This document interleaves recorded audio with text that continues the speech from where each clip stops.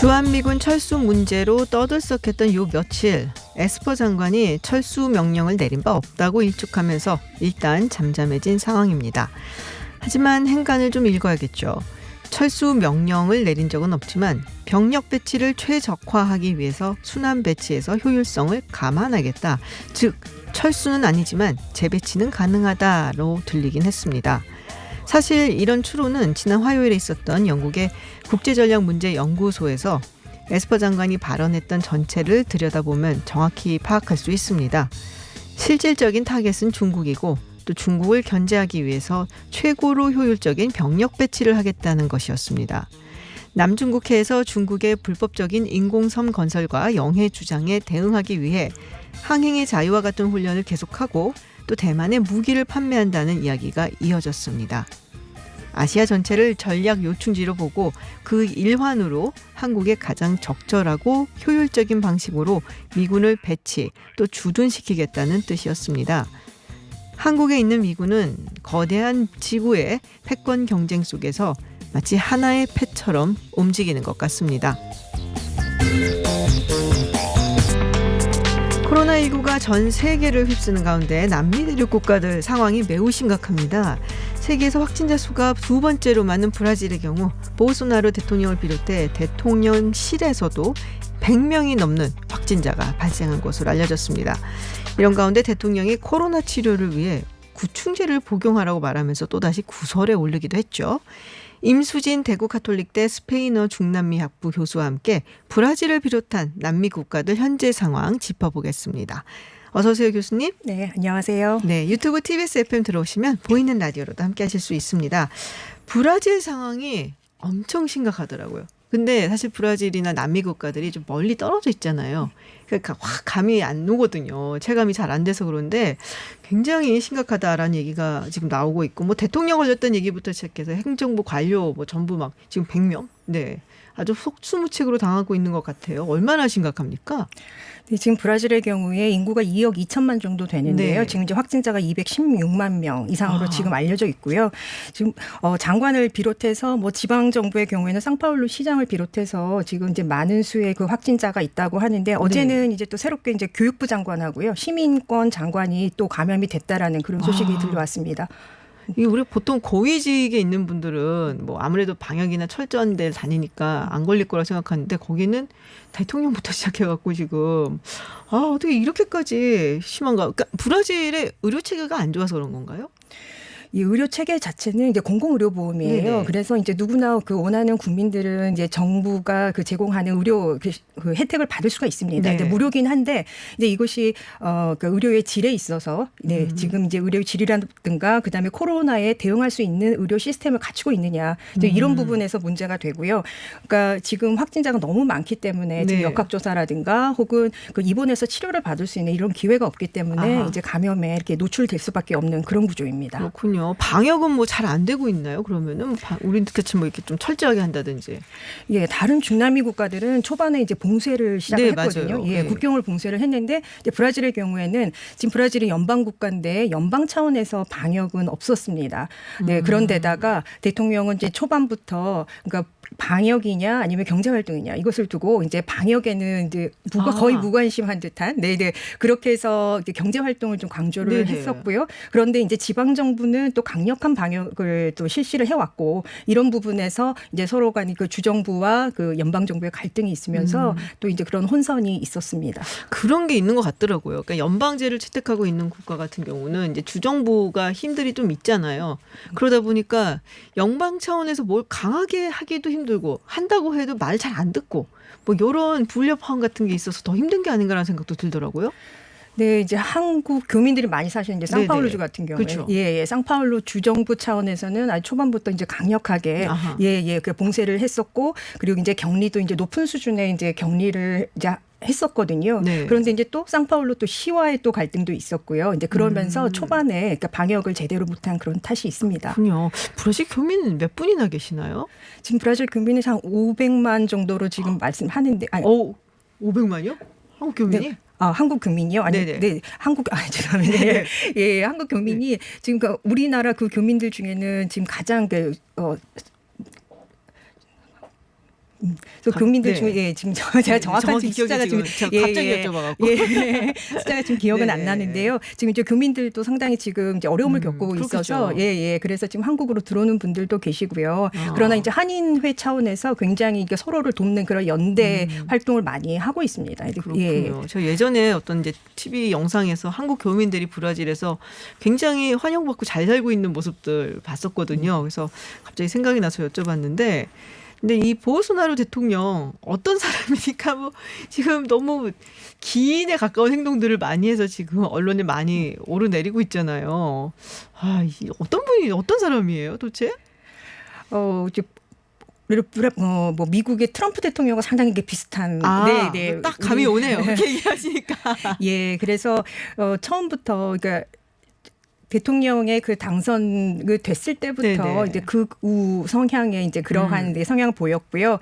네. 그래서 지금도 뭐 지지자들과 뭐 마스크 없이 그러니까 확진을 지금 확진이 됐죠. 7월 7일 날 양성 반응을 이제 보여서 확진이 됐음에도 불구하고 여전히 지지자들을 안는다던가 악수를 한다던가 뭐 이런 행동을 계속 하고 감염되면 있습니다. 어쩌려고.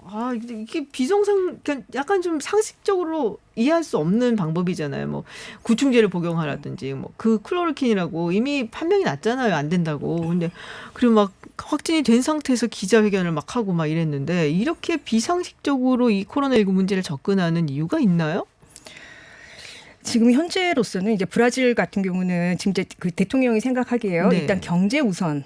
그러니까 방역보다는 경제 활동. 왜냐하면 우리가 이제 경제와 방역에 있어서 어떤 것에 우선을 둬야 되는지는 지금 세계 어느 나라나 똑같은 문제를 갖고 있기 때문에요. 그래서 브라질의 경우 이제 그래서 이제 경제 활동을 이제 본인이 개발주의자이기 때문에 그래서 경제 우선을 먼저 했습니다. 그다음에 이제 그 코로나19에 대해서 이게 비상식적으로 이제 보이는 이유는 특별히 대안 자체가 없는 것이죠. 지금 현재 하는 걸로 봐서는요. 그냥 지금 이 사람의 임기는 2022년까지입니다. 지금 임기의 절반도 못 채웠음에도 불구하고 지금 현 상태를 그냥 유지하는 것에 만족하지 않는가, 이제 그런 느낌을 받을 정도로 지금 연방 정부 차원에서는 그래서 지금 코로나에 그렇게 대응을 제대로 못 하고 있습니다. 뭐 여러 가지 사실 브라질 하면은 문제가 많잖아요. 뭐 경제 말씀도 하셨지만은 뭐 남미가 뭐 브라질뿐만 아니라 여러 가지 좀 뭐 부정부패도 많고 뭐 범죄율이 높고 뭐 여러 가지 있는데, 브라질은 글쎄요. 뭐 코로나19 외에도 뭐 여러 가지 다른 문제들이 얽혀 있는 것도 있나요? 지금 이제 그 브라질 대통령에 대해서요. 대통령의 그러니까 지금 뭐 기이한 뭐 이러한 성향도 물론 문제인데, 아들이 셋이 있습니다. 그 아들이 다 정치인이에요. 큰 아들이 상원 의원이고요. 현재 그렇습니다. 그래서 둘째는 리우데자네이루의 시의원이고, 셋째가 연방 하원 의원입니다. 근데 이제 이 세 명 다 이제 부솔수에 올라서요. 큰 아들은 지금 돈 세탁 문제에 걸려 있고요. 그래서 둘째와 셋째는 그러니까 지금 현 아버지 정부 그 볼소나루 아버지 정부의 비판적인 인사들에 대해서 가짜 뉴스를 퍼뜨렸거든요. 그래서 그것 때문에 지금 또 이제 법적인 문제에 지금 걸려 있는데, 지금 아버지께서, 그러니까 지금 현 볼소나루 대통령이 아들들의 그런 지금 수사를 방해하기 위해서 경찰청장을 해임하기도 했고요. 근데 지금 이런 문제 때문에 이전에 룰라 전 대통령을 부패 혐의로 기소했던 그 법무부 장관이 여기에 대해서 지금 굉장히 크게 항의를 하면서 이제 사임을 한 상태죠, 지금. 그렇군요. 그러니까는 그 말이 맞네요. 그러니까 코로나만 아니었으면은 진작에 탄핵이 됐을 거다 이런 말들이 돈나르는데, 뭐 여러 코로나뿐이 아니라 경제적으로도 안 좋고, 그리고 본인의 어떤 또 본인 자식들이 지금 부정부패 연루가 되어 있는 상당히 복잡한 상황이고, 그렇군요. 근데 지금 저는 사실은 이제 브라질 하면 생각나는 게 탄핵을 좀 자주 하는 데잖아요. 여기가 예전에도 지우마 대통령이었나요? 탄핵을 조금 많이 하는 곳으로 유명한데, 그래서 이렇게 정치적으로 불안정할까라는 생각도 좀 들기는 해요. 근데 그런 얘기를 들었어요. 지난달에 비해서는 그래도 긍정평가가 올라갔다. 이건 그래도 없는 것보다 낫다. 뭐 이런 건가요? 이 대통령이? 일단 이제 그 우파 성향의 국민들에게 이제 받는 고정적인 지지가 있을 것이고요. 이 대통령은 굉장히 독특하게도 지금 중남미가 대부분 가톨릭 신자가 많은 그런 국가인데도 지금 이 대통령은 개신교 신자입니다. 에이? 예, 그래서 개신교 신자이기 때문에 복음주의자 성향의 네네. 복음주의자고요. 그래서 기본적으로 또 개신교 신자들의 지지를 받고 있습니다. 그리고 지금의 뭐 약간의 소폭 그 지지율 상승은 아마도 그 영국의 사례에서 보듯이 이제 아마 그 코로나 확진 판정을 받은 데에 대해서 약간의 동정 여론이 아닐까. 우리 대통령이 좀 안 됐다. 뭐 이런 네, 거요? 네, 그렇게 생각합니다. 네. 그렇군요. 경제가 어렵다라니 굉장히 많이 하는데 경제가 얼마나 어려운가요? 지금 이제 뭐 국가의 지금 현재 그 올해의 경제 성장률은 뭐 당연히 마이너스 역성장인 것이고요. 5.6% 정도로 지금 이제 전망을 하고 있다고 하는데 가장 큰 문제는 국민들의 삶입니다. 그래서 이제 저소득층 같은 경우는 지금 브라질이 완전한 그 의무 격리는 하지는 않았지만 그렇지만은 지금 그 주별로 어느 정도는 지금 격리를 들어갔거든요. 그러니까 산파울루 주 같은 경우는 지금 하루 6시간만 경제 활동을 할 수 있습니다. 하루 6시간. 예. 그 전에는 4시간이었고요. 지금 뭐 그 전에는 또 이제 아예 뭐 격리 상태였었죠. 그렇기 때문에 지금 경제 활동을 못하는 그 인구가 정말 많죠. 예. 그리고 그다음에 뭐 자영업자들, 네. 그런 분들도 그렇고 그래서 뭐 한인들뿐만 아니고 지금 브라질 그 전체가 지금 경제 활동 못하는 것 때문에 국민 삶이 지금 크게 타격을 입었습니다. 근데 코로나 전에도 사실은 좀 안 좋았잖아요. 뭐 경제 상황이 그렇게 좋지는 않은 상황이었잖아요. 브라질 같은 경우는. 근데 지금 이제 코로나 때문에 훨씬 더 악화가 됐다라는 말씀이신 것 같은데 근데 참 저도 뭐 여러 가지 영상들을 좀 봤었는데 일을 안 하면은 굶으니까 또 나가면 또 안 된다 그러고 정말 이 저소득층, 빈곤층의 삶이라는 게 너무 참혹하다. 그 수준이더라고요, 보니까. 그래서 이게 참 멀리 떨어져 있는 나라지만 정말 뭐 안 됐다. 정말 마음이 아프다라고 생각이 들었어요. 근데 아까 법무부 장관 얘기하셨잖아요. 그리고 근데 뭐 여러 가지 뭐 병에 많이 걸린 지금 확진자도 많이 나오고 있고 장관들 사이에서 이 경제장관 하차설도 나온다고 하는데 이게 지금 뭐 경제가 워낙 안 좋아서 그런 건가요? 아니면 보소나루 대통령하고 사이가 안 좋아서 그런 건가요? 예, 지금 이제 브라질의 대통령들이 지금 여러 명 사임을 했죠. 근데 그 중에 지난번 이제 보건부 장관은 2명이나 지금 벌써 사임을 했거든요. 이제 두 번이나요? 네, 그래서 그 사이에 예, 그래서 지금 그러니까 코로나 방역 때문에 대통령과 생각이 달라서 그러니까 이전에 그러니까 보건부 장관 같은 경우는 강력한 방역이 필요하다. 네, 그렇게 했음에도 불구하고 이제 대통령은 경제가 우선이다. 그래서 네, 그런 점에서 이제 그 장관과 대통령 사이에 불협화음이 있어서 이제 그래서 이제 사임을 하고 그 자리에 또 보건에 대해서 전혀 모르는 또 군 출신을 앉히기도 했고요. 지금 이런 점에서 지금의 행정부가 과연 잘 대응을 할 수 있을까? 군인을 앉혔어요? 보건부에? 네. 오, 이제 행정부가 진짜 산으로 가겠다라는 생각이 말로만 들어도 그러는데 그 와중에 사실 이제 브라질 하면 우리가 아마존 이야기 하잖아요. 산불이 그렇게 많이 났다 그래요. 저도 이게 뉴스 보고서는 이렇게 많이 났었나? 그래서 깜짝 놀랐거든요. 이유가 뭐예요?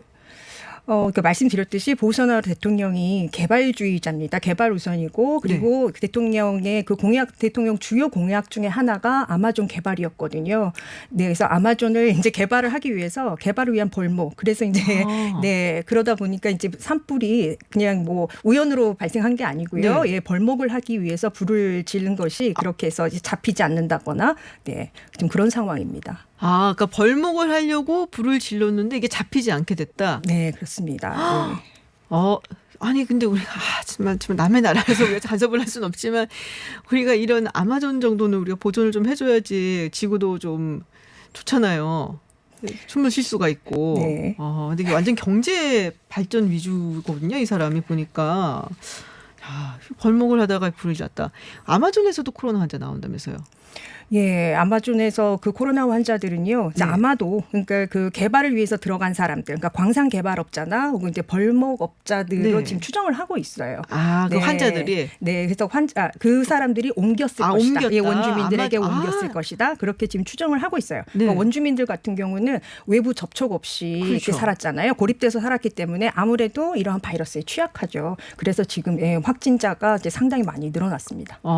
아마존 원주민들이 아직도 좀 고립돼서 사는군요. 네, 그렇습니다. 그래서 이 벌목업자들이 이렇게 새롭게 들어오면서 이제 이 사람들이 그러니까 의료 접근성이 떨어지기 때문에 예, 그래서 이제 확진자 수도 많고 그리고 이제 치료를 제대로 받을 수 없는 상황이죠. 그렇군요. 자, 근데 이제 브라질 얘기를 쭉 나눠봤는데요. 사실 이게 남미가 전반적으로 혼란스럽다고 제가 들어갔고요. 그리고 작년부터 뭐 시위도 되게 많았잖아요. 막 볼리비아도 있었고 칠레 또 이제 이야기도 지금 나오고 있는데 칠레 시민들이 지금 뭐 아주 대규모 시위를 벌이고 있다라는 소식이 또 있어요. 지금 뭐 코로나도 코로나고 경제 상황도 안 좋은데 지금 뭐 시위까지 물론 이제 정부의 시위를 하는 거겠지만요. 어떤 문제가 있어서 칠레 국민들이 시위를 하는 건지. 예, 칠레는 이제 작년 10월에 이제 반정부 시위가 크게 있었고요. 네. 예, 그때에 그 이제 너무 주장을 했던 것 중에 이제 여러 가지 이제 그 정부에 원했던 것 중에 하나가 이제 연금 문제였습니다. 연금. 예, 그러니까 칠레 같은 경우는 연금이 국민연금이 없고 이제 모든 것이 이제 민간 회사 중에 하나를 골라서 이제 본인이 네네. 가입을 하는 그런 시스템이거든요. 그런데 이제 납입 기한이 너무 길고 그리고 네. 이제 보장은 너무 적어요. 지금 이런 문제에서 칠레는 좀 브라질과 다르게 봉쇄를 지금까지 그러니까 3월 중순부터 지금까지 봉쇄를 아주 강하게 하고 있고요. 그러니까 의무 격리를 해요. 아하. 예, 그래서 필수 인력 아니면 집 밖 출입을 못 합니다. 그러면은 뭐 그 상황은 좀 괜찮겠네요. 코로나 상황은 뭐 칠레 같은 경우는. 그런데도 그런데도? 예, 칠레는 지금 확진자가 많아요. 지금 그런데도. 인구 100만 명당 이렇게 따졌을 때는 네네. 칠레가 거의 세계 1위 수준입니다. 그런가요? 네, 그만큼 확진자가 많습니다. 네. 그렇게 의무 격리를 했음에도 불구하고.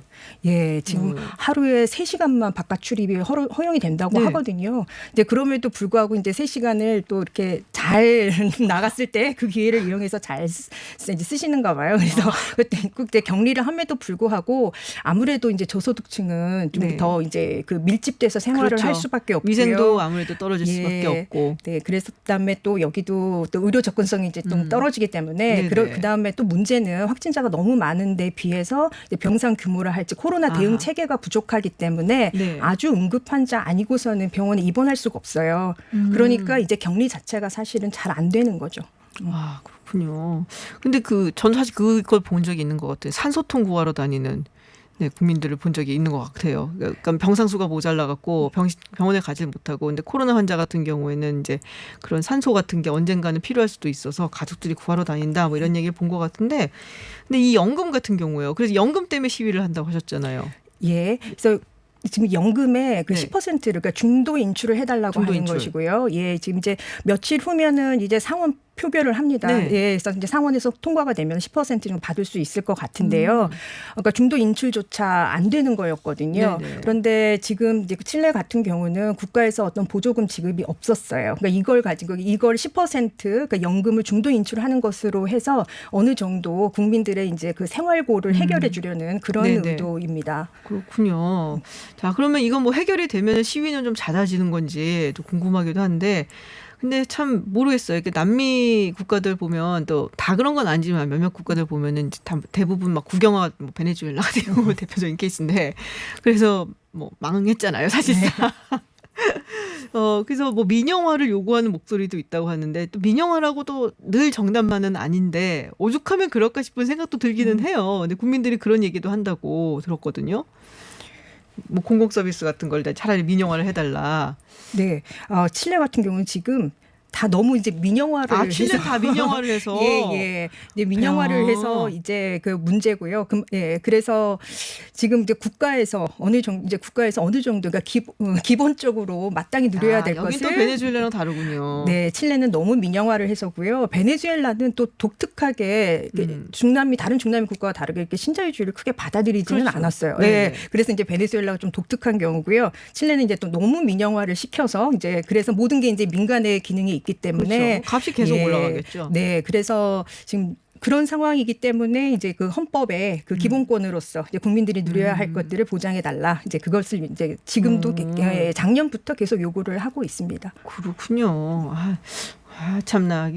그러니까 저는 중남미 그쪽에 이제 한때 되게 관심이 많았었어요. 이제 독재 정권이라든지 이런 게 또 옛날 우리랑도 좀 비슷한 부분도 있는 것 같고 그래갖고. 근데 깝깝하거든요, 보고 있으면은.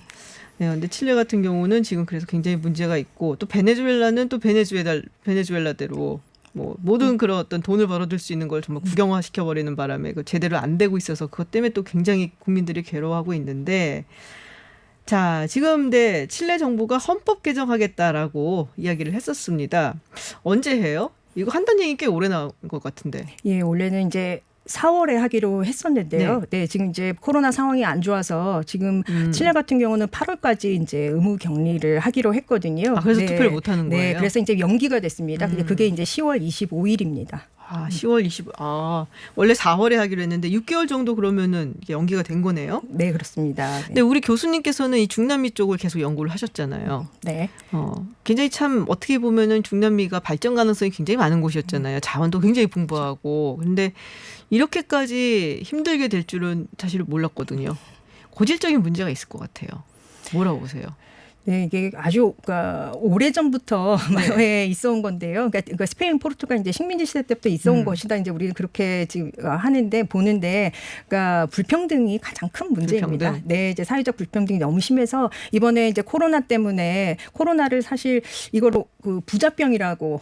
라틴 아메리카에서는 그런 말을 해요. 그러니까 왜냐하면 유럽을 여행 갔다 온 부유층들이 옮겨왔다. 그런데 정작 피해는 빈민층, 저소득층이 보고 있거든요.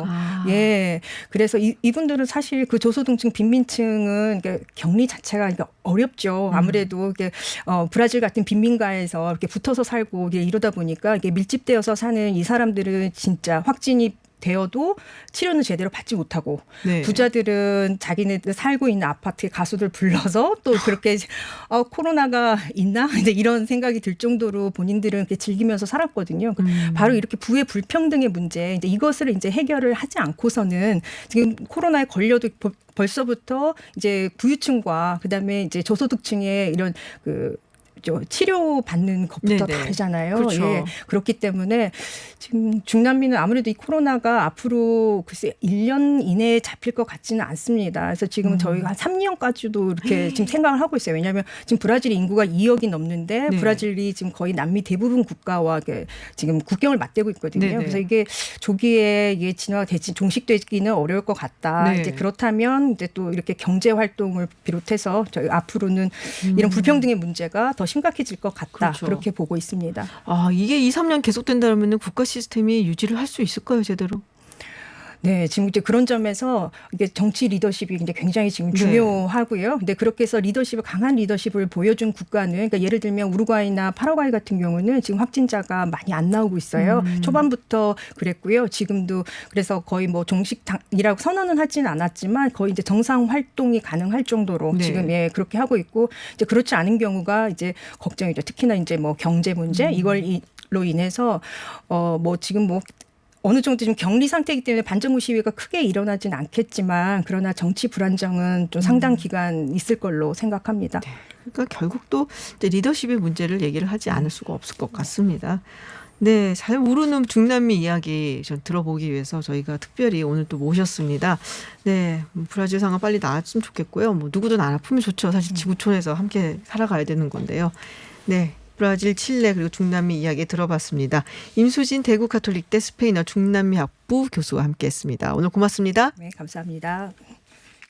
해외 뉴스 알아보는 서울타임즈 시간입니다. 전주현 캐스터와 함께합니다. 어서 오세요. 네, 안녕하세요. 네, 유튜브 TBS FM 들어오시면 보이는 라디오로도 함께하실 수 있습니다. 한 2시간 전에 들어온 속보였어요. 네. 미국이 텍사스주 휴스턴에 있는 중국 총영사관 여기를 72시간 안에 폐쇄할 것을 요구했다라는 뉴스가 들어왔습니다. 이게 그렇습니다. 뭔 일인가요? 휴스턴 지역제 폭스 26이 네. 보도를 한 건데요. 그러니까 중국 총영사관이 24일 오후 4시까지 건물에서 나가달라는 요청을 받았다라고 보도를 한 거예요. 그래서 중국 인민일보의 자매진 글로벌타임스의 후치진 편집장도 자기 SNS에 이런 사실을 확인을 했습니다. 그래서 휴스턴 총영사관이 중국이 미국에 개설했던 첫 번째 총영사관이었다라고 얘기를 하면서 이것은 미국의 미친 움직임이다. 라는 비난 글을 올렸습니다. 근데 앞서서 이날 오후 8시 20분쯤에 중국 총영사관 안뜰에서 화재가 발생한 것으로 알려졌어요. 그래서 휴스턴 경찰은 아마도 영사관 직원들이 퇴거하기 전에 문서를 소각하다가 불이 난 것으로 지금 추정을 하고 있습니다. 아니 요즘 그때 문서 소각하는 사람들이 또 있어요? 그렇습니다. 소각을 하더라고요. 중국 영사관 측은 이제 기자들이 퇴거 이유가 뭡니까? 라고 물어봤더니 우리는 모르니까 트럼프 대통령이나 미국 국무부에 직접 물어보라 이렇게 답을 했다고 합니다. 빈정 완전 수상했네요. 그렇죠. 그래서 휴스턴 현지 경찰이 이제 정말 그쪽에 네. 문의를 해봤는데 답변을 받지 못한 상태다라고 현지 매체들이 전했는데요. 네네. 당연히 중국은 미국의 일방적인 조치다라면서 강하게 반발을 하고 있습니다. 갑자기 폐사하라고 요구했다라고 그러니까요. 중국 외교부 대변인 왕원빈 대변인도 이렇게 얘기를 했고요. 이것이 바로 미국이 중국에 대해서 일방적으로 정치적 도발을 한 것이다. 중국이 강하게 규탄을 하면서 미국이 계속 고집을 부린다면 중국도 단호하게 조치를 내리겠다라고 얘기를 했는데 네. 지금 또 그 후에 들어온 속보가요. 로이터 네. 통신이 소식통을 인용해서 중국 정부가 이 맞대응으로 우한 주재 미 영사관 폐쇄를 그치. 검토하고 있다. 이런 네. 보도를 또 내놓기도 했습니다. 그래서 지금 이 영사관 폐쇄를 두고 또 미중 간 갈등이 또 한 번 이어질 것 이제 같습니다. 원래 이제 보통 1대1로 가잖아요. 네, 그 그렇죠. 외교 이런 거는. 네네. 근데 아무 이유 없이 그러지는 않았을 테 뭔가 그렇죠. 이유가 있었긴 할 네, 텐데 할 텐데. 그게 뭔지 진짜 궁금한데요. 그러니까요. 이제 아마 하루나 이틀 더 지나면 뭔가 얘기가 나올 음. 것 같은데요. 일단은 속보는 여기까지만 지금 들어온 상황입니다. 그렇군요. 네. 예전에 미국에서 그 시애틀 총영사관의 네. 러시아 이제 외교관들을 네네. 다 내쫓고만 네. 그래서는 폐쇄한 적이 있었어요. 네네. 근데 그때는 이제 뭐 여러 가지로 해킹 문제도 있었고 뭐 하여튼 뭐 그런 여러 가지 네. 문제가 있어서 제가 정확히는 기억 안 나는데 미국 대선에 아니야. 무슨 영국 스파이 뭐 이런 거였던 것 같아요. 네네네. 예. 그 문제가 걸려갖고 그래서 시애틀 총영사관을 이제 폐쇄를 한 적이 있었는데 뭔가 이유가 있을 건데 너무 궁금하네요. 그렇죠. 너무 궁금하네요. 무슨 이유인지. 아마 대선을 앞두고 뭔가가 중요한 게 걸려 있었던 건지 뭔지 지금 조금 시간을 두고 봐야 될 것 같습니다. 알겠습니다. 참아야겠습니다. 네.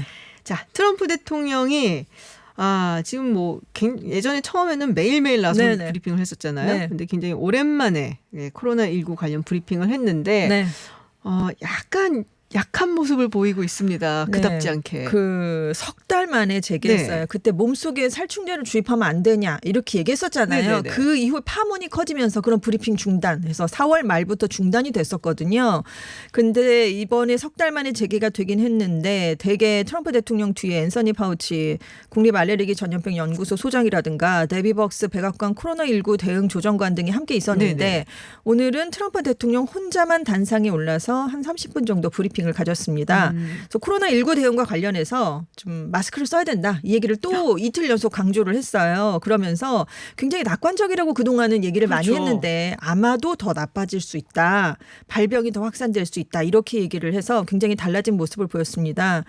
그래서 자기가 마스크 착용하는 건 또다시 내가 애국심에 대해 생각하기 때문이다. 이런 얘기를 또 한 번 강조를 아니 했고요. 이렇게 급격한 세태 전환은 네. 뭔가요? 익숙하지 그래서 않게. 사람들이 좀 당혹해하고 있고요. 네. 그래서 지금 마스크 착용과 관련해서 그런 미국인에게 모범을 보이고 있느냐 했더니 주머니에서 바로 마스크를 꺼내 보이는 그런 오. 행동을 보이기도 했습니다.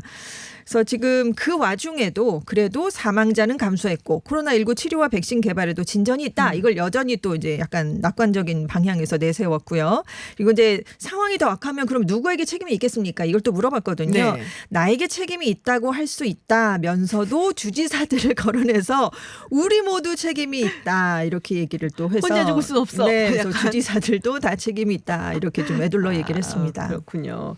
자, 근데 약간 충격적인 이야기가 있습니다. 이제 CDC 미국 질병통제예방센터에서 지금 미국 일부 지역에선 실제 감염자 수, 그러니까 보고된 환자 수보다 네네. 무려 13배가 더 많을 것이다. 네, 이게 그런- 감염된 사람은. 그렇습니다. 네. 그러니까 상업 연구소들과 함께 질병통제예방센터가 미국에 있는 10개 주 도시의 주민을 상대로 항체 검사를 한번 해봤거든요. 네. 근데 지금까지 보고된 수치에 2 내지 13배의 감염자가 더 있는 것으로 지금 나타났다 이렇게 발표를 했습니다. 그래서 지금 5월 30일 기준으로 미주리주 주민의 항체 보유율이 2.8%였어요. 이게 2.8%. 사람 수로 이제 전체적으로 좀 확산을 해보면 17만 1,000명 정도가 되는 셈이거든요. 네네. 비율을 따져봤을 때. 근데 그때 5월 30일 기준까지 파악된 감염자는 12,956명이었습니다. 그러니까 17만 명과 13,000여 명 되는 거니까 13배 정도 차이가 나는 거예요. 그러니까 이걸 이제 무작위로 샘플을 네. 뽑아서 조사를 했더니 네, 2.8%가 나왔는데. 항체가 그 정도가 걸렸을 네. 거라고 보는데 그렇게 따지면은 17만 명 정도가 네. 걸렸었어야 되는데 네. 실제 확진자 수 파악된 숫자는 13,000명 정도.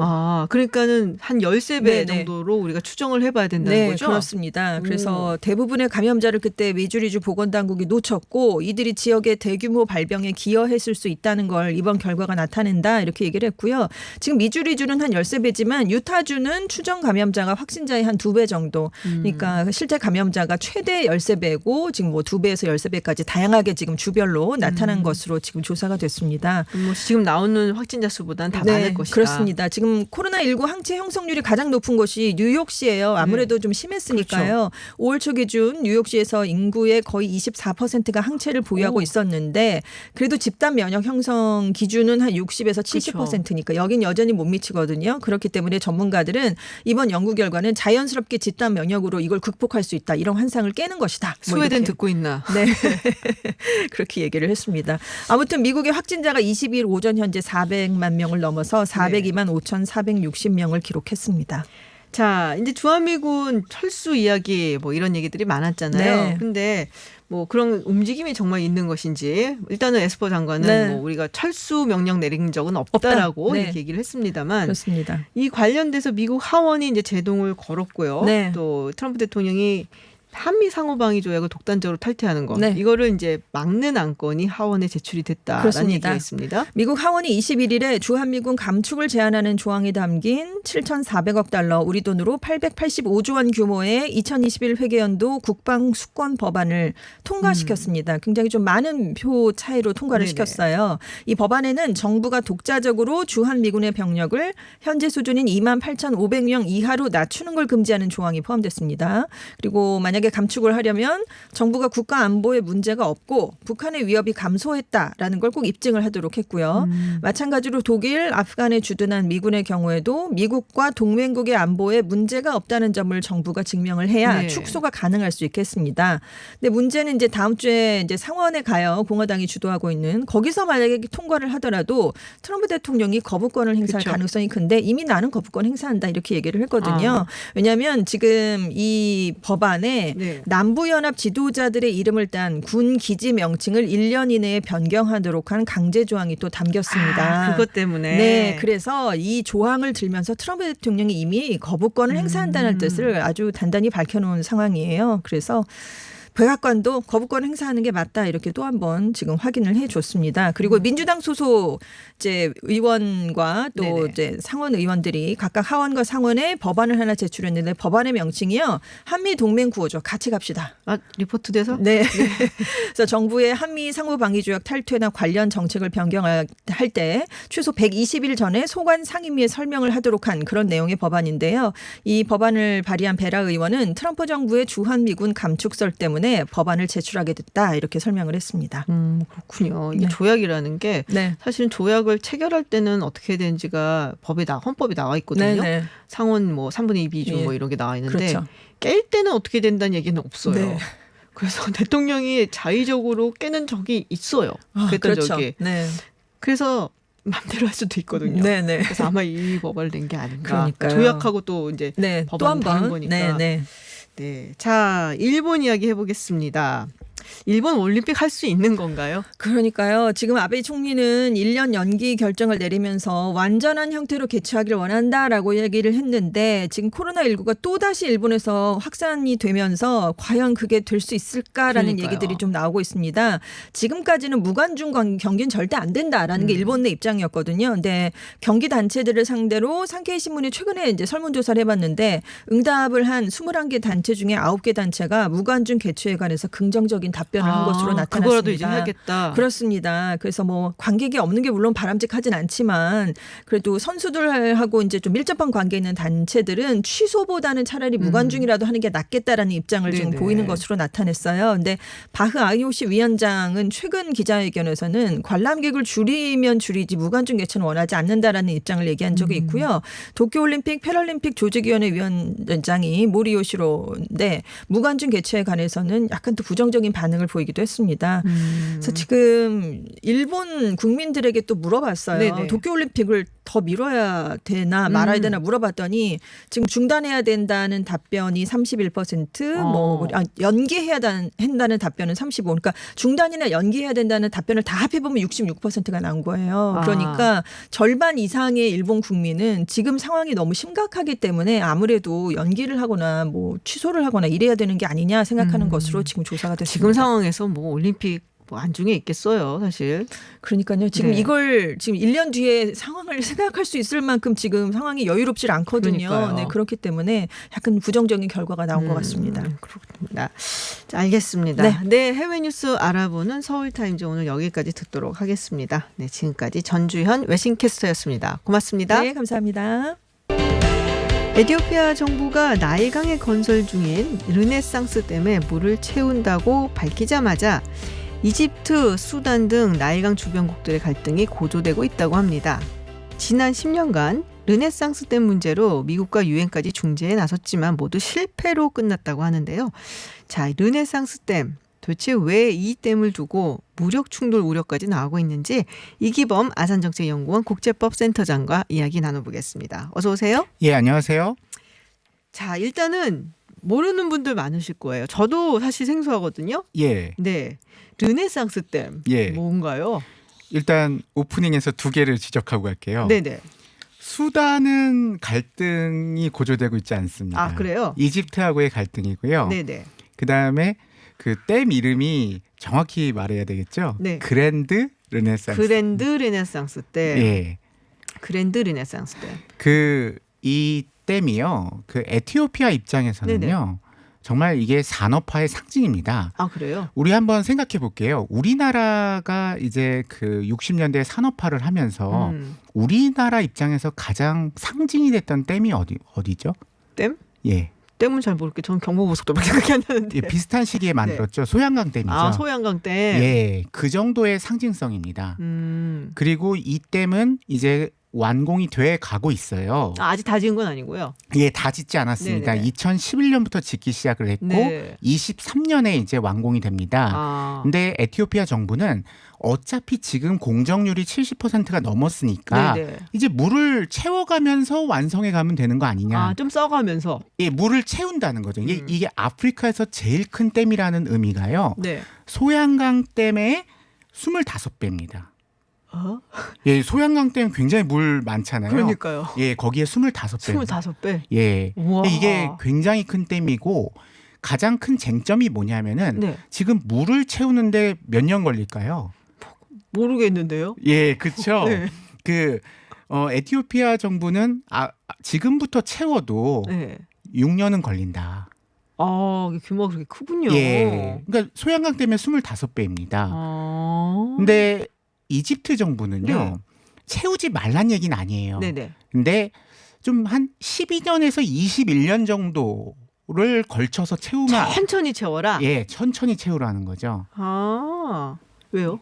왜냐하면은 그 천천히 채우면은 그 에티오피아는 네. 나일강이 지금 이제 관계되는 강은 나일강입니다. 나일강, 그 유명한. 예, 나일강의 상류고요. 네. 그다음에 그 이집트는 이제 나일강의 하류죠. 그러니까 상류에서 물을 갖다가 급격하게 채우면은 당연히 하류에는 물이 없는 거 없겠죠. 아니냐. 안 오겠죠. 예. 네. 그리고 이게 재밌는 게요. 우리는 나일강 하면은 다 이집트 딱 생각이 뭐 나죠. 다 이집트 것 같아요. 예, 네. 그렇죠. 이제 그게 우리가 알고 있는 건데 그 나일강도 우리 한강이 이제 북한강, 남한강으로 이렇게 되는 것처럼 네. 나일강도 두 개가 있습니다. 아, 그 지금 에티오피아 쪽에서 이제 네네. 있는 나일강은 블루 나일이라고 그럽니다. 블루 나일. 예. 그건 들어본 것 같아요. 예, 블루 그래서 나일. 이거는 청나일강이 되는 거고요. 네. 그다음에 우간다 쪽에서 이제 오는 나일강은 백나일, 화이트 나일입니다. 아, 그렇군요. 예, 이 두 개가 이제 수단에서 만나요. 그래서 수단에서 만나서 이집트로 가서 이제 지중해로 간다는 거죠. 아. 그런데 그 블루나일에 네네. 청나일강의 상류에다가 댐을 갖다가 소양강 댐의 25배라는 엄청난 댐을 지금 짓고 있는 거죠. 네네. 그리고 그 물의 대부분이 청나일강에서 옵니다. 아, 백나일은 아니고. 예, 백나일은 조금 얼마 안 되고요. 네네. 청나일 거의 한 85%가 청나일에서 물이 온다. 오기 때문에 이집트 입장에서는 네. 그 자신에게 오는 물의 한 85%를 갖다가 에티오피아가 관리를 하게 된다는 거죠. 아, 그러네요. 이거 굉장히 큰 문제가 됩니다. 오. 그렇다고 남의 땅에 있는 강 갖고 아무것도 하지 말라고 할 수도 없는 거 아닌가요? 예. 그런 그 물을 네. 그래서 채우지 말라는 얘기가 아니고 아주 천천히 채워달라는 거고요. 네네. 근데 이 댐을 왜 만들었냐라고 했을 네. 때 이거 그 수력 발전하려고 만든 겁니다. 그래요? 예. 뭐 그렇겠죠. 예, 그 에티오피아 인구가 네네. 1억 1천만 명 정도 되는데 네. 사실 전력 부족을 겪고 있는 그 인구가 70% 정도라고 그래요. 아, 그러니까 이 댐이 만들어져야지만 에티오피아의 전력난이 해결이 되는 겁니다. 그렇군요. 근데 결국에 이제 물줄기 갖고 예. 분쟁이 일어난 거잖아요. 그렇죠. 근데 이게 꽤 역사가 있다면서요. 이 역사는 사실 네. 꽤 오래됐습니다. 뭐 그냥 거의 20세기 초반부터라고 20세기 초반부터. 예. 근데 여기서 이제 많이 이제 오해를 하고 계세요. 네. 뭐냐면은 그 이 나일강이 워낙 길잖아요. 그러니까 관계되는 국가가 많아요. 네. 근데 100년 전 분쟁은 그 이집트라 수단과만 분쟁이 있습니다. 이집트 바로 아래가 수단입니다. 그래서 수단과 이집트 사이의 문제만 다루었고요. 네. 지금은 그거보다 더 먼 에티오피아까지 관계가 되니까 이 분쟁이 조금 새로운 국면입니다. 근데 잠시 소개를 해드리면은 네네. 이게 영국이 이제 식민지를 운영을 했죠. 그렇죠. 그래서 이집트하고 수단을 갖다 전부 다 영국의 식민지였습니다. 근데 수단이 그러니까 이집트 입장에선 수단도 상류고 에티오피아도 상류인데 당시 에티오피아는 왕국이었죠. 예, 그래서 나중에 이탈리아가 이제 침략을 네네. 하게 되죠. 그러니까 에티오피아는 빼고 그 다음에 수단과 그 이집트 이집트. 사이 관계에서 이집트는 수단이 거기다가 뭔가를 하게 되면은 영향을 받는다. 네. 이렇게 이제 영국에게 계속 이야기를 하니까 영국 입장에서는 둘 다 식민지인데 아 그렇지 나일강 하면 역시 이집트지. 이집트지. 예, 이렇게 가지고 이집트의 어떤 역사적인 권리를 갖다 보장을 해줬습니다. 아, 이집트 문명 자체가 나일강 문명이잖아요. 그렇죠. 예, 그래서 그걸 보장을 해줬는데 그래서 수단과 이집트 사이에서는 무언가 기본적인 어떤 법적 문서가 있어요. 네. 그래서 수단이 마음대로 뭔가 개발을 하면 안 된다라든지. 아하. 그런데 수단보다 더 상류국이 에티오피아입니다. 그러니까 이거는 지금 100년 전 분쟁하고는 조금 다른 역사를 가지고 있다는 거예요. 역사는 10년밖에 안 된 거죠. 네네. 에티오피아가 댐을 갖다 만들기 시작한 거는 2011년이니까요. 그렇군요. 아, 이게 복잡한 역사가 예, 굉장히 있었군요. 복잡합니다. 근데 저도 사실은 나일강 하면 딱 떠오르는 거 일단은 이집트거든요. 우리 4대 문명 이게 예, 그렇죠. 나잖아요. 그러면 근데 무조건. 하류 국가죠. 아. 근데 물은 결국 상류에서 흐르기 때문에 맞아요. 상류 국가들이 무언가를 하기 시작하면은 이게 사실은 답이 많지가 않습니다. 그러네요. 그리고 이 문제가 왜 중요하냐면은 우리가 지금 다 알고 있는 것처럼 나일강 하면 이집트죠. 네. 이제 나일강 하면 에티오피아가 되는 이런 상황이라는 거죠. 아직 익숙치는 않아요. 그거는. 예, 익숙진 않은데 네. 그 나일강의 아까 말씀드린 청나일강 자체를 네네. 갖다가 에티오피아가 지배하게 되는 거죠. 아, 그럼 뭐가 달라질까요, 되게? 이집트 입장에서는 예전만큼 물이 없는 거죠. 아, 그리고 그런데 달라지는 건 많습니다. 전력이 굉장히 많이 아하. 생산이 되기 때문에 에티오피아는 전력난을 극복하게 됩니다. 그리고 전기를 수출하게 됩니다. 수출까지? 예. 그래서 아. 이 분쟁이 이집트를 제외하고 나머지 국가들은 좋아합니다. 그러니까 좋아한다는 게 댐을 갖다가 만드는 걸 좋아한다는 거죠. 오. 어차피 전기를 수입할 수 있는 수입원이 생기니까요. 아, 그렇군요. 지금 예. 이제 싫은 건 이집트 하나예요? 예, 그래서 남수단이라든가 케냐, 지부티, 에리트리아 전부 다 이 댐을 보고 있는 거죠. 이 댐이 만들어지면 전력이 엄청나게 생산이 되니까 네. 우리가 싸게 수입해 올 수 있다. 아. 이거는 그게 다른 국가들 입장에선 희망의 댐이고요. 네. 이집트 입장에서만 지금 이게 지금 지난 4,000년 이상을 갖다가 지배하고 있었던 이 권리나 아니면 사실상의 어떤 문명이죠. 여기에 네, 대해서 그렇죠. 영향을 받고 있는 거죠. 그러면은 상당히 물론 이제 뭐 경제적이라든지 뭐 여러 가지 현실적인 부분도 타격을 받겠지만은 상징적인 부분에 있어서도 이집트는 굉장히 타격을 받지 않을까 싶은데요. 예, 그래서 제가 말씀드렸다시피 나일강의 지배력이 이집트에서 에티오피아로 가는 그런 댐이라는 거죠. 그러니까 저도 사실은 자세히는 몰랐는데 블루나일은 들었었거든요. 예. 근데 그게 이제 에티오피아에서 예, 그렇습니다. 이제는 그러면은 나일강 하면 에티오피아라고 생각이. 그럼 이집트가 굉장히 잃은 게 많다라는 생각이 들 수밖에 없는데. 예, 뭐 농경이 잘 안 되는 것도 그렇겠지만 상징성에서도 많이 잃게 되는 거죠. 에티오피아는 든든하겠어요. 주변 국가에서 이렇게 응원들을 해주고 있으니까. 예, 그래서 에티오피아가 지금 물을 채우겠다고 하는 겁니다. 그게 완성이 안 됐지만 물 채우는데 뭐가 문제냐. 그리고 물 채우다 보면은 올해 말부터라도 당장 발전 시작할 수 있다. 그러니까 지금 완공해 가면서 물 네네. 채워가면서 발전까지 가능하다는 게 지금 에티오피아의 이야기입니다. 그렇군요. 듣고 보니까 제가 이집트는 좀 미안한데 제가 에티오피아라도 하겠어요. 아니 뭐 상류국 입장에서는 할만하죠. 예. 그렇죠. 근데 지금까지 왜 안 한 거예요? 제가 말씀드렸다시피 예. 이건 굉장히 큰 댐이고요. 산업화의 상징입니다. 음. 그러면은 지금 이제 이걸 통해서 산업화를 시작한다. 이런 선언이나 다름이 없다는 거의 뭐 거죠. 국가적인 프로젝트다라고 볼 수가 있겠네요. 국가적인 에티오피아를 상징하는 예, 그 토목공사죠. 에티오피아를 상징하는 토목공사. 근데 이게 이제 국제사회에서 이 분쟁을 좀 해결해 보려고 했다고 하셨잖아요.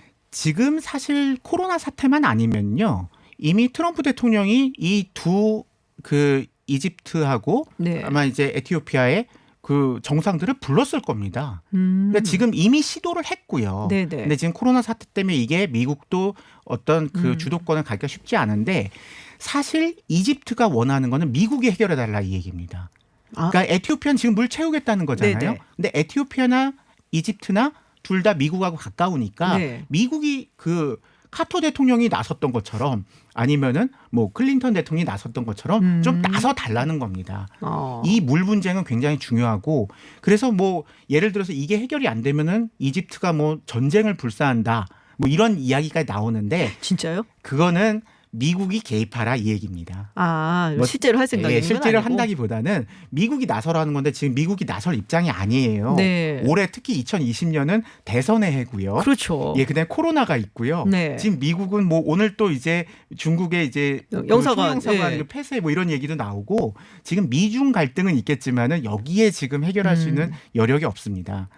그래서 지금 결국은 나서고 있는 것이 아프리카 연합입니다. 아프리카 연합. 예, 아프리카 연합에서 이걸 갖다 어떻게든 뭐 이렇게 이야기를 해보자. 네. 수단도 지금 나서는 거죠. 수단은 사실 좋습니다. 그러나 여하튼 중간에 있는 나라로서 이렇게 두 나라를 불러서 같이 한번 이야기를 해보자. 이 이야기를 한 지가 벌써 10년 가까이 됐습니다. 10년 가까이 했어요? 예, 2011년에 건설이 시작되면서 되면서부터 되었습니다. 이게 우리한테는 유명하지 않은 분쟁이지만 그렇죠. 이게 나름 역사가 있습니다. 벌써 10년째 분쟁입니다. 그러니까요. 예. 10년째 이 분쟁 해결을 못한 거 아니에요? 근데 10년째 지금 분쟁이면. 못하고 있고 댐은 계속적으로 착착착착 건설되고 있다는 거죠. 시간은 에티오피아 편이네요. 그렇게 따지면. 예, 지금 이제 물 채우기 시작하면 더더군다나 에티오피아 편이죠. 근데 아프리카에 54개국이 있던가요? 예, 그 정도 있어요. 네. 53개국, 54개국 그 정도 네, 있습니다. 그 정도 있는데 근데 뭐 주변국은 다 에티오피아 편이라 그러고. 예. 그럼 뭐 방법이 없네요, 이집트는? 아니죠. 이집트는 이 상황에서 결국은 국제법에 의존을 해봐야죠. 그 국제법에 의존, 국제법 전문가시니까 어떤 부분에 의존을 해야 되는 거예요? 그러니까 그 이집트에 대해서 제가 조언을 하나 해주고 싶은 게 네. 이집트가 이게 나일강에 대해서 역사적으로 우리가 이제 권리를 가지고 있다 이런 주장은 수단에 대해서만 가능하다라는 거죠. 아까도 말씀드렸던 영국의, 것처럼 네. 예, 그 시절 이야기죠. 그런데 국제법에는 이런 상류국, 하류국 문제를 갖다 다루는 그 규칙이 있습니다. 왜냐하면은 많은 강들이요. 네. 뭐 라인강 같은 경우도 수많은 국가를 갖다 지나가잖아요. 그래서 상류국과 하류국의 관계는요. 예전부터 많은 관심의 대상이 됐고요. 그래서 이 물을 갖다가 너무 당연한 얘기 같은데 공평하고 합리적으로 이용해야 된다. 에이 진짜 뭐예요? 근데 이게 중요합니다. 이 원칙이 없는 것과 있는 게 다른데요. 네. 이 원칙에 고려할 요소들이 있어요. 네. 그래서 만약에 뭐 지리적이다, 뭐 생태학적이다 이런 거는 뭐 당연한 얘기고 사회 경제적인 필요, 그다음에 그 물에 의존하고 있는 인구 수라든가 예전부터 누가 이 물을 더 많이 사용했는가. 그러니까 이런 것을 갖다가 이집트가 주장을 해야 됩니다. 사실 이집트가 몇천 년 전부터 사용을 했죠. 그리고 이집트가 사실 사회 경제적으로 지금 필요하죠. 네네. 그러니까 이런 것을 갖다가 에티오피아에게 주장을 해가지고 이 물 문제에 있어서 법적으로 따졌을 때 그 지금 에티오피아 마음대로 할 수 있는 게 아니라는 것을 갖다 계속 강조를 해야 됩니다. 그러면 이집트 입장에서는 최소 50%에 가까운 네. 그 정도는 그 어떤 영향력이라고 할까요? 아니면은 실제 그 댐에 물을 채우는 연안이라든가 네네. 이런 것에 대해서 협상할 여지가 있습니다. 어. 그러니까 지금 에티오피아는 6년을 보고 있고 네. 이집트는 뭐 12년에서 20년, 21년을 보고 있다면은 그 절반 정도에서도 타협이 볼 수 있다는 거죠. 아, 그러면 뭐 한 8, 9년, 8, 9년, 9년 10년. 아. 예, 이 정도로 타협을 볼 수 있기 때문에 이 문제를 뭐 무력 사용을 불사하겠다 이런 것보다는 국제법에 따라서 하면은 오히려 우리가 역사적으로 이 물을 갖다가 사용해 왔었고 우리가 여기에 의존하는 인구가 너무 많기 때문에 네. 여기에 대해서 연안에 대해서 오히려 그 따지고 든다면은 국제사회가 호응할 여지가 더 있습니다. 근데 이제 법은 멀고 주먹은 가깝다고 이 법적으로 해결하려고 그러면 시간 너무 많이 걸리지 않아요? 아, 그냥 이런 문제를 네. 계속 뭐 아프리카 연합도 좋고요. 네네. 유엔도 좋고요. 이게 계속 이제 문제 제기를 해서 음. 그 에티오피아가 아직 완공이 되지 않았는데도 물을 채우는 이 문제를 계속 물고 늘어줘야 된다는 거죠. 그러면 에티오피아가 말을 들을까요? 그래서 이거는 뭐 결국은 이집트의 역량이죠. 이집트가 정말 미국을 끌어들이던 네. 예, 아니면은 국제사회를 어떤 식으로 끌어들이던 안 그러면 에티오피아는 계속 물을 채울 겁니다. 그렇군요. 아, 저는 사실은 이제 나일강 이야기하고 그러면은 뭐 많은 분들 똑같으실 거예요. 이집트 생각만 했었는데. 그럼요. 예. 이제부터는 나일강 하면 에티오피아를 생각해야 되는 시기가 올지도 모르겠다. 그렇죠. 이제 이 댐이 실제 6년, 8년이 걸쳐서 물이 채워지면요. 우리가 가지고 있던 그런 어떤 전제잖아요. 네네. 그게 바뀔 수도 있는 거죠. 나일강 유람선 이건 이제 에티오피아로 타러 가려면 가는 거예요? 그렇죠. 아, 이집트가 아니고. 예, 아스완 댐 쪽이 아니고 네. 예, 이 예, 그랜드 르네상스. 르네상스 댐 쪽으로 아, 갈 수 있다는 거죠.